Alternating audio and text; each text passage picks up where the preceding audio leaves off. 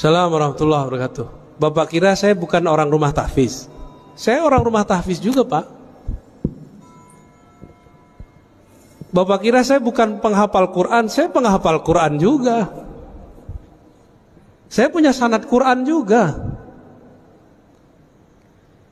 Tapi baginda Nabi mengabarkan nanti di akhir zaman akan muncul khawarij yatluna ayatillah rotba. Mereka kalau baca ayat itu rapi. Kita nggak paham maksudnya apa. Ternyata di akhir zaman menjamur rumah-rumah tahfiz. Disitulah masuk khawarij. Saya nggak menyalahkan rumah tahfiz, tapi saya menyalahkan kalau rumah tahfiznya kemasukan. Paham? Dari 2008 saya membersamai rumah tahfiz di Pamulang, di Ciputat, di sono. Kita ngajar mereka.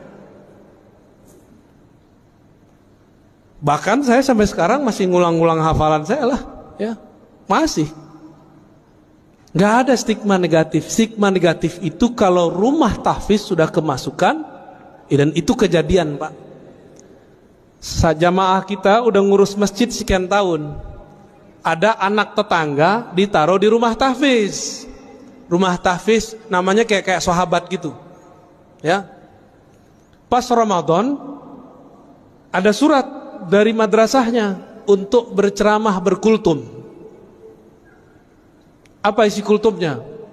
Dari awal sampai akhir menyalahkan amalan di masjid itu. Anaknya baru berumur 9 tahun. Kemasukan nggak? Kemasukan, Pak. Itu di sana, di pusat itu. Saya nggak tahu nasibnya kalau di sini. Maka supaya tidak kemasukan, tolong orang-orang sekitar atau praktisi tahfiz bersanad dalam Al-Quran. Bukan hanya sanad bacaan, tapi juga sanad pemahaman. Jadi stigma negatif kita kepada orang yang menyusup kepada rumah tahfiz, bukan rumah tahfiznya.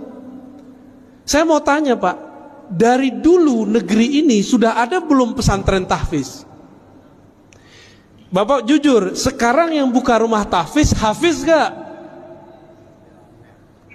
Jujur aja, Pak. Hafiz gak? Rentan gak kemasukan?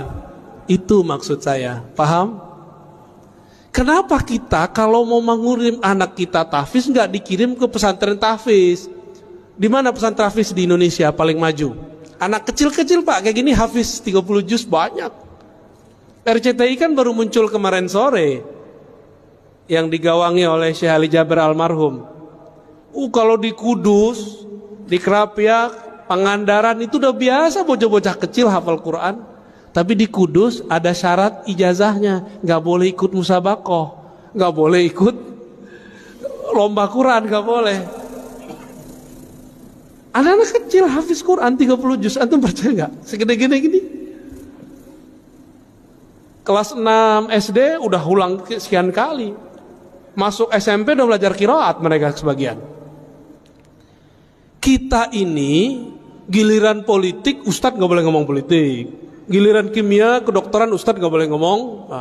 Giliran antum gak ahli Quran, punya rumah, pengen beramal, gak percaya sama ustadz, udah buat aja rumah tahfiz, gaji aja ustadz. Kita ini siapa bisa gaji-gaji orang? Emang kita bisa menjamin Quran yang kita sebar itu sahih? Ini mohon maaf nih orang-orang kaya ya, antum percaya deh sama ustadz, percaya sama ulama yang bersanad. Ini ngeliat ustadz udah curiga dulu ya.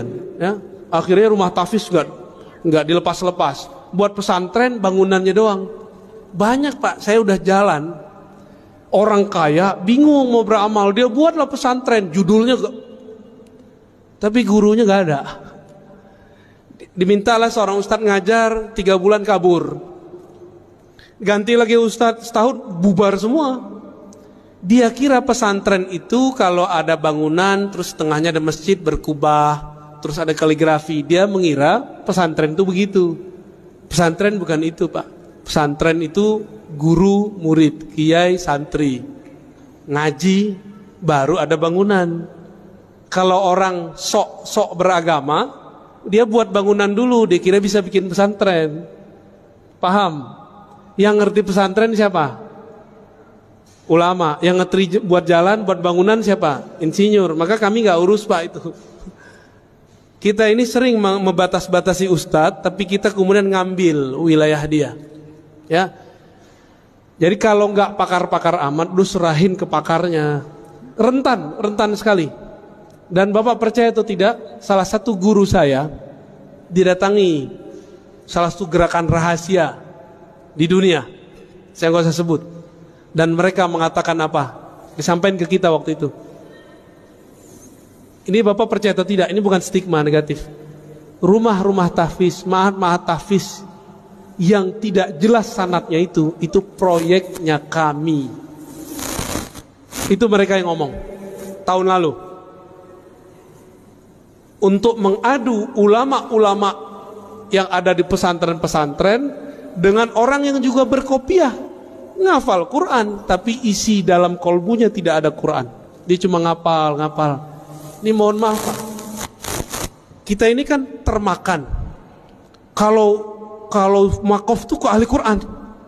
Ahli Quran itu ada yang pakarnya hafalan, ada yang pakarnya tafsir, ada ahli Quran pakarnya di hadis, ada ahli Quran pakarnya di fikih, ada ahli Quran pakarnya di tasawuf. Itu semua ahli Quran.